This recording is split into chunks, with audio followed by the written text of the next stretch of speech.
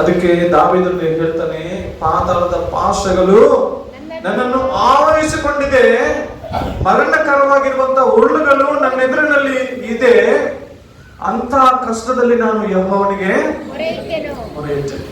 ಒಂದು ವೇಳೆ ನಮ್ಮ ಕುಟುಂಬದಲ್ಲಿ ಕೂಡ ಇವತ್ತು ಇಂತಹ ಒಂದು ಸ್ಥಿತಿಗಳು, ಏನಾದ್ರೂ ಮರಣಕರವಾಗಿರುವಂತಹ ಸಮಸ್ಯೆಗಳು, ತಾಳಿಕೊಳ್ಳಕ್ಕೆ ಆಗದಿರುವಂತಹ ಒಂದು ಸಮಸ್ಯೆಗಳು, ಫೇಸ್ ಮಾಡಕ್ಕೆ ಇನ್ನು ಮುಂದೆ ನನಗೆ ಆಗಲ್ಲ ಇರುವಂತಹ ಒಂದು ಕ್ವಶನ್ ಏನಾದ್ರೂ ಬರುವಾಗ ನಾವು ಯಾರಿಗೆ ಪ್ರಾರ್ಥನೆ ಮಾಡಬೇಕು?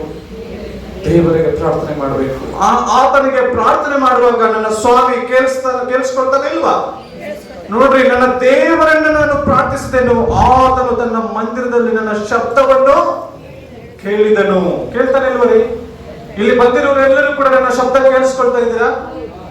ಅಥವಾ ಏನೋ ಒಂದು ಅರ್ಧ ಅವರು ಸುಮ್ಮನೆ ಅಂತ ಇದ್ದು ಆಮೇಲೆ ಹೋಗ್ಬಿಡೋಣ ಅಂತ ಒಂದು ಮನಸ್ಸು ನಿಂತಿದ್ದೀರಾ? ಇರಬೇಡಿ. ಈ ಸಮಯ ಬಹಳ ಬಹಳ ಬಹಳ ಅಮೂಲ್ಯವಾದದ್ದು. ಪುನಃ ಇದು ಹಿಂತಿರುಗಿ ರಿಪೀಟ್ ಆಗಲ್ಲ. ನಾವು ಇಲ್ಲಿ ಒಂದು ಕೂಡಿ ಇದೇ ದಿನ ಸೇರಲ್ಲ. ಈ ಸಮಯ ಮುಗಿದೋದ್ರೆ ಅಷ್ಟೇ, ಅದು ಎಂಟದು. ಪುನಃ ನೆಕ್ಸ್ಟ್ ಡೇ ಅನ್ನೋದು ಅದು ನೆಕ್ಸ್ಟ್. ಅದು ಅವತ್ತು ನಾವು ಇರ್ತೀವೋ ಇರಲ್ಲ ಗೊತ್ತಿಲ್ಲ.